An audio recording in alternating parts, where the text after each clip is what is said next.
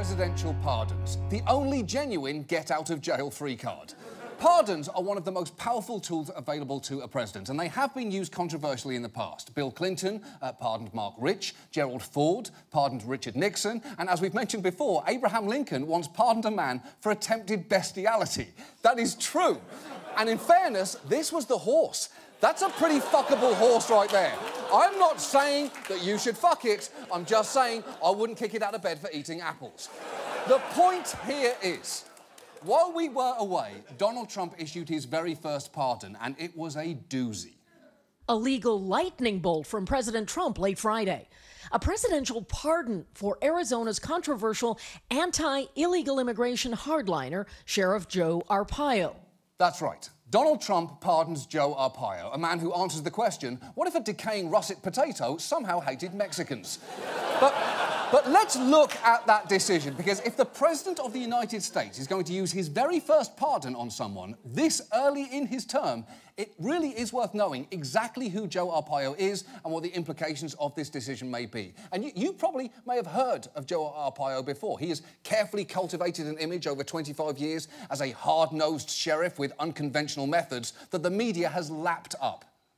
Joe Arpaio is known as America's toughest sheriff. Sheriff Arpaio, who's been dubbed America's toughest sheriff. America's toughest sheriff, Joe Arpaio. He's known as America's toughest sheriff for his crackdowns on illegal immigration and petty crime. He brags about making prisoners eat bologna sandwiches so rotten the meat has turned green. He makes his inmates wear pink. He uses chain gangs. Inmates are forced to wear striped prison garb and pink underwear.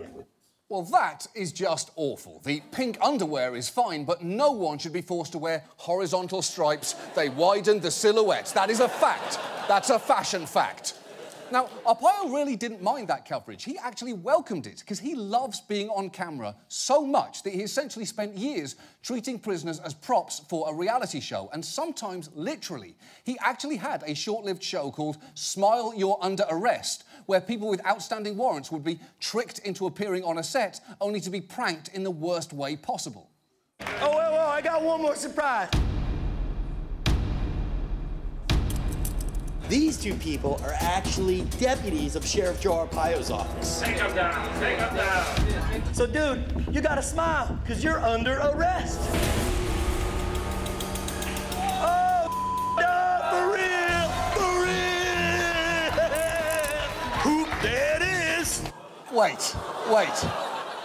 Whoop, there it is. Now, for the record, even then, that reference was 15 years old, which is a real wiggity-whack thing to do, Dor. And look, tricking people into arrest for your own amusement is a terrible idea for a reality show. The only worst idea is not making Peter the Bachelor. Look at that face! Are you idiots, ABC? Let me just say this, Peter. If you are out there, you are and shall forever remain my bachelor. Hashtag Peter is my bachelor. Hashtag he's a catchula. Now, Arpaio will honestly do anything for a camera, and if you don't believe me, watch him sing his favourite song, which, of course, is Frank Sinatra's My Way, the universal anthem of arseholes everywhere. Watch him sing it for a documentary film crew. The record shows I took the blows and did it my way.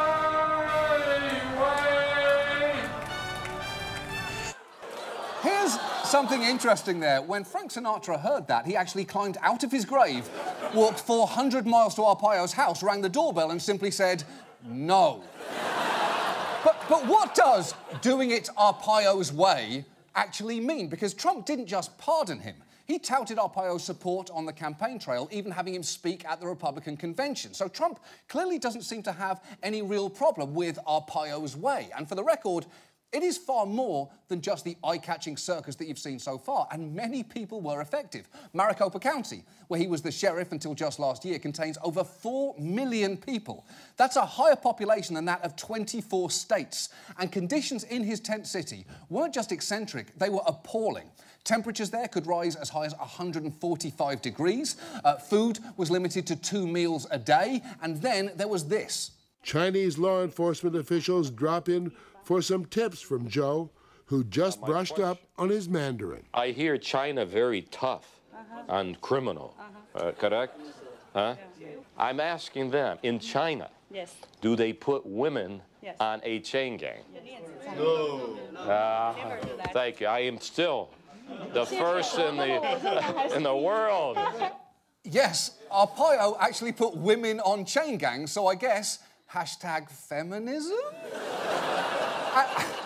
It's a grey area. And look, remember, Arpaio operates jails, not prisons. And jails are typically for people serving sentences of less than a year or even just awaiting trial, which is not to say that anyone should be subjected to some of Arpaio's treatment. At one point, he actually installed webcams in the jail, one of which showed female inmates using the toilet, which wound up being linked to by pornographic sites. And while the cameras were eventually pulled, the sheriff's office defended themselves with their lawyer saying they did not show the private parts of any inmates and no juveniles would have been displayed unless they look older and lie to us. And just spare a thought there for the attorney who went all the way through years of law school only to have to tell a reporter, don't worry, the women we broadcast taking a shit were probably all adults.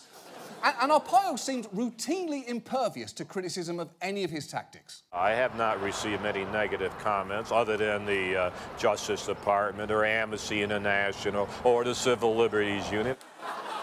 Yes, Joe, but those are the three key groups who might criticise you over mistreating prisoners. So you just went 3 for 3 on that one. You're not going to get complaints from Carl's Jr., the Girl Scouts and Hootie and the Blowfish. That's not what those groups do. So is it frankly any wonder that when a reporter asked inmates whether Arpaio had any nicknames, one responded Hitler, while another responded Hitler?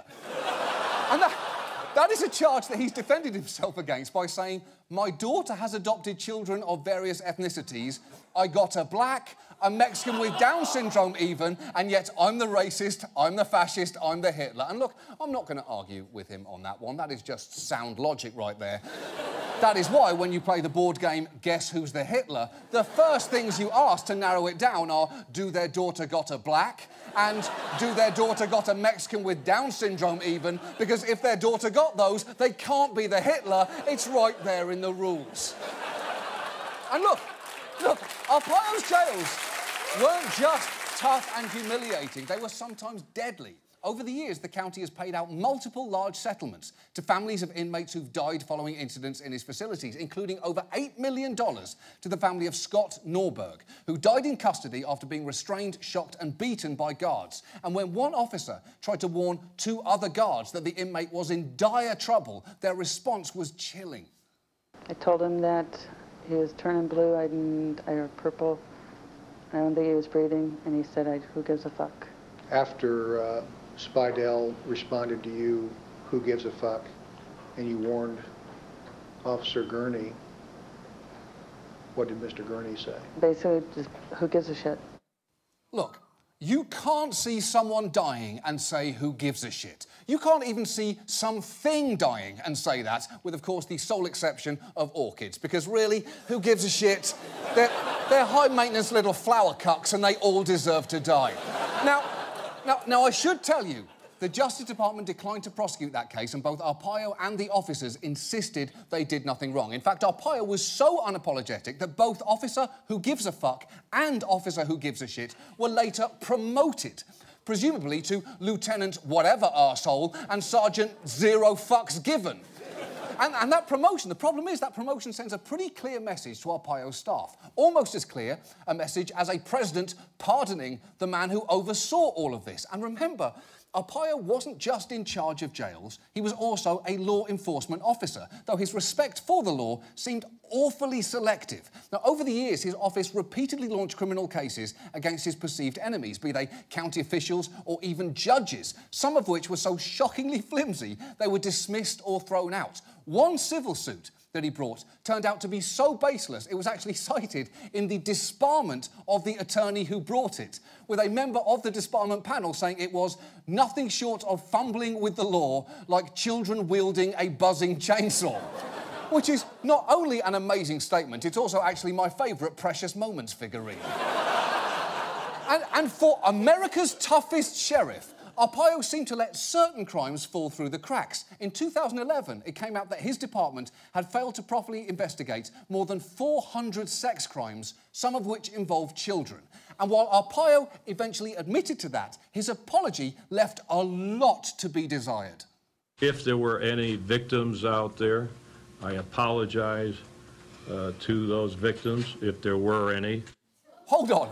If there were any, there were, we know that. That is a casual indifference to overlooking sex crimes so egregious, I am genuinely surprised that Penn State hasn't erected a statue of him.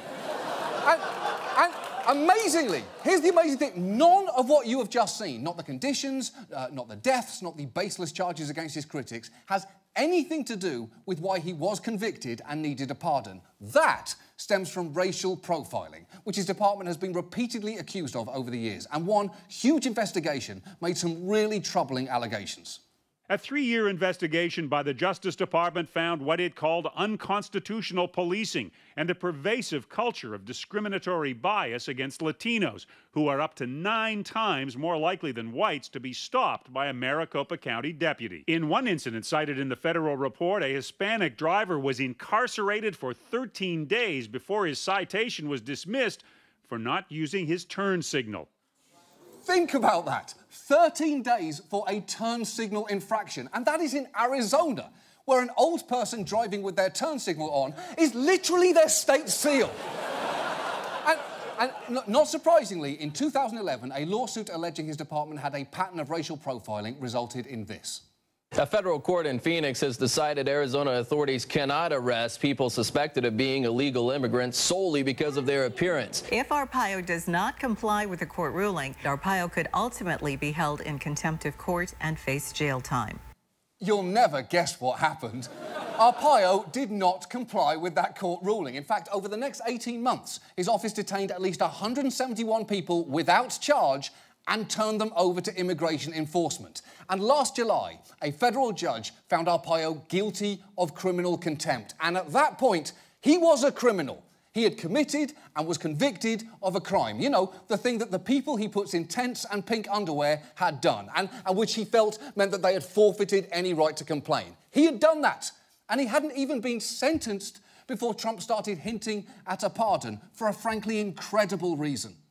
Was Sheriff Joe convicted for doing his job? That's what... You know what? I'll make a prediction. I think he's going to be just fine, okay? But here's the thing there. He absolutely was not just doing his job. He was also doing something illegal. You wouldn't say that John Wayne Gacy was just doing his job, even though he was, by all accounts, a pretty good birthday clown. It's the stuff he was doing on top of that that needed addressing. And yet, I do not doubt that Trump thinks that everything Joe Arpaio did was or should be part of a law enforcement officer's job. And that is the real problem here. That is why this pardon is a slap in the face to Latinos that Arpaio and his department unconstitutionally targeted, and that is why it's a slap in the face to the very rule of law itself, because Arpaio broke the rules he was sworn to uphold. Rules that are put in place to protect citizens from a government going out of control. And Trump giving him a pass after everything that you have seen tonight and saying he was just doing his job is a loud confirmation that, at least as far as this White House is concerned, for the next few years, law enforcement won't necessarily be expected to do their jobs the way the Constitution or the court say they should. Instead, like Sheriff Joe Arpaio, they should absolutely feel free to do their job, what's the term?